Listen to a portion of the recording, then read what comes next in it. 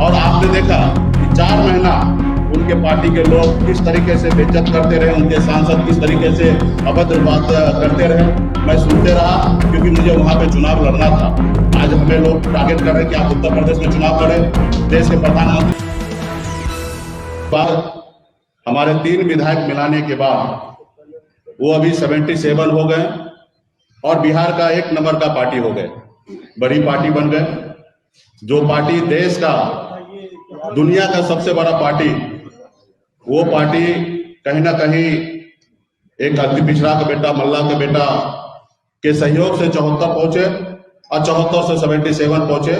और इसके लिए मैं विशेष तौर पे भारतीय जनता पार्टी को बधाई देता हूं कि आप बिहार के सबसे बड़े पार्टी आप बने हैं, इसके लिए बधाई देता हूं। और विशेष तौर पे बिहार के भारतीय जनता पार्टी के प्रदेश अध्यक्ष संजय जायसवाल जी को भी बधाई देता हूं कि आपने बहुत ही अच्छा काम किया है। लेकिन मैंने कल उनका प्रेस कॉन्फ्रेंस सुना, उन्होंने बहुत ही जो बात उनको नहीं बोलना था,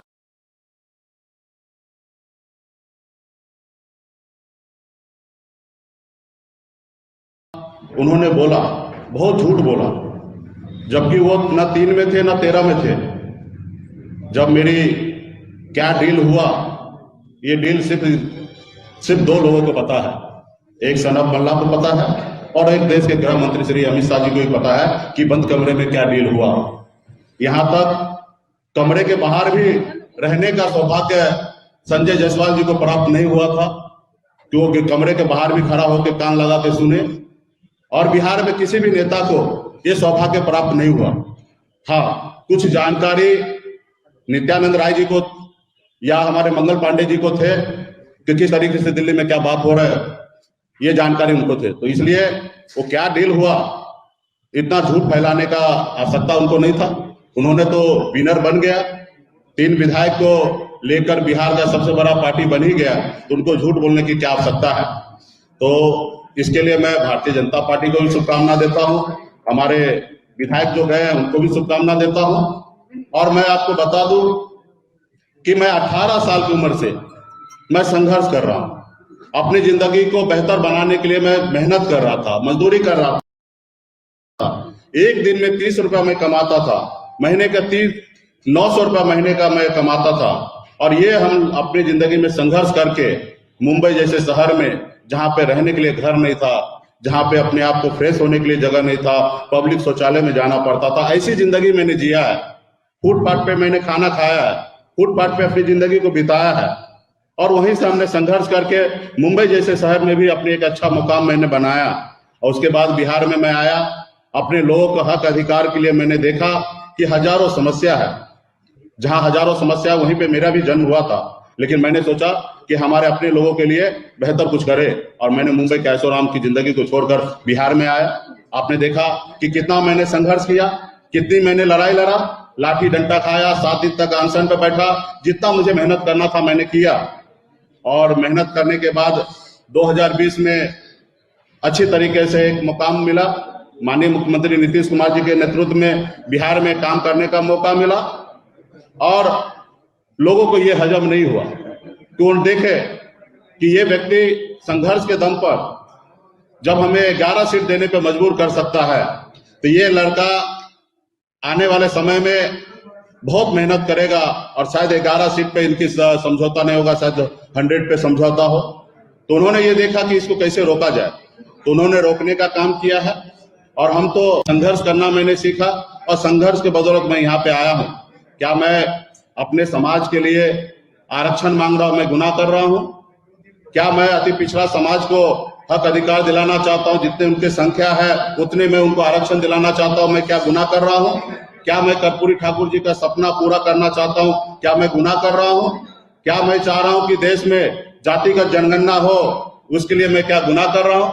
तो मैं हर चीज में मुखर के अपनी बात को रखता था, मैं अपने काम को कर रहा था। लेकिन लोगों को लगा कि ये बड़ा हीरो हो जाएगा, काम करेंगे।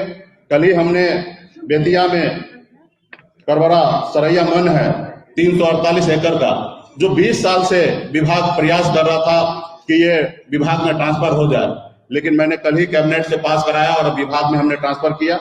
वो मन में झील में कम से कम 10,000 परिवार का घर गुजर बसर हो सकता है, खास करके मछुआरा भाई का। तो मैं उनके लिए काम कर रहा हूँ। आज बिहार में 32,000 तालाब है, जिसमें से 15,000 तालाब से अधिक तालाब पे कब्जा हो चुका है, अतिक्रमण हो चुका है। मैं उसके लिए प्रयास हूँ, अलग से टीम बना के उसको मैं चाहता हूँ कि अतिक्रमण मुक्त कराऊं। तो लोगों को लगता है कि ये काम करने के बाद कहीं ना कहीं इस समुदाय में हीरो बन जाएंगे। तो इसलिए लोगों ने रोकने का काम किया है और मैं मजबूती से आगे बढ़ रहा हूँ। मेरी जिंदगी में तो बचपन से ही संघर्ष है। जो आज हुआ है, ऐसी बात नहीं था कि मुझे अंदाजा नहीं था, मुझे सब पता था कि मैं जो लड़ाई लड़ रहा हूं उसमें कुछ भी हो सकता है।